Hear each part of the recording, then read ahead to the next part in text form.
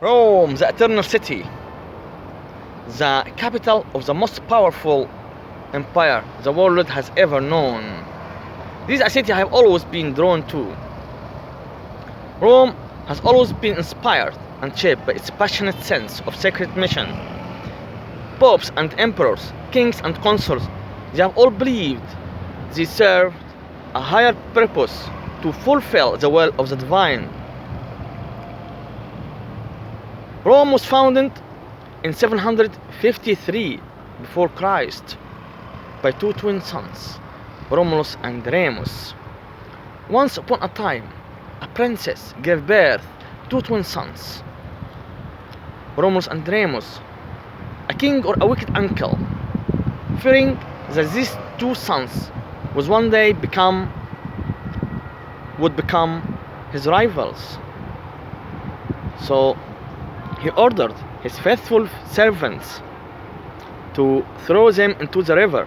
As it was in flood, they just left them in a basket on the water's edge, from where they floated downstream, and they were rescued by a she-wolf, a mother wolf, and later they were found by a later shepherd who raised them as his own. Their names Romulus and Remus. They went on to found Rome. This small, ordinary town became a center of an empire. It is one of the first examples of the globalization. It has formed the geography of modern Europe today, transforming the Western world through revolutions in trade, agriculture, oil, olives, art, law, and engineering. Once Romulus and Remus, adults, they decided to found Rome. It wasn't that simple. Being two brothers, they soon fell out over the place where to found Rome. Romulus wanted to found his new city over the Palatine hill over there, while Remus wanted to found his new city over the neighboring hill, the Aventine, over there. It was a rivalry with fatal consequences. In order to make the right decision, they decided to consult the gods. Signs from heaven were sent to each brother in the form of vultures.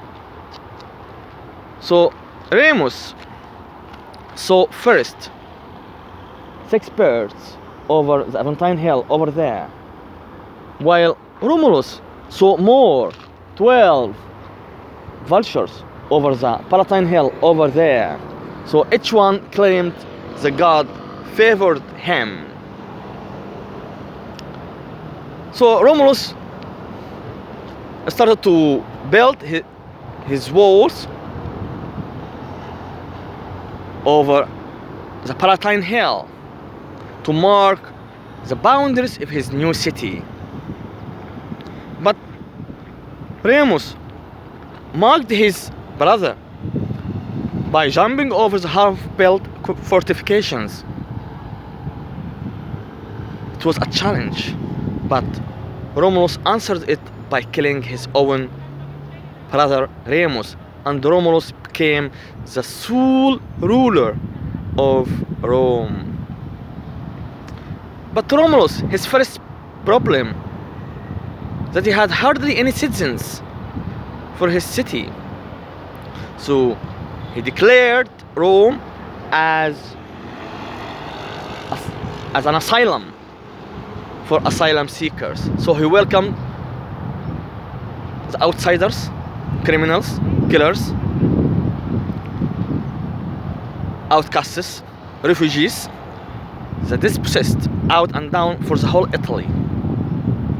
So imagine that the original inhabitants of Rome had been asylum seekers.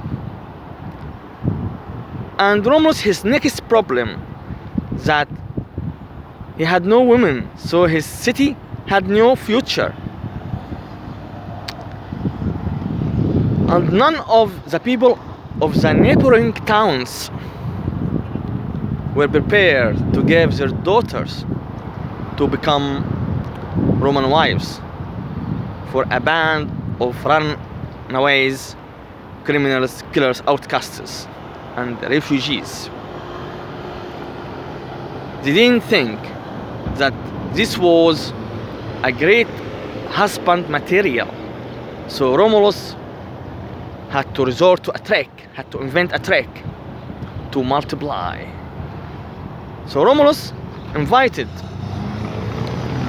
his neighbors, the Sabines, to a religious festival here in this place, this open place. And in the middle of the proceedings, he gave signal for his men to abduct all young women among visitors. And his men carried them off as their own. And this was called the rape of the Sabines. Here, Rome was a great capital of a great empire. I'm Hani, a doctor and archaeologist. Ciao from Rome.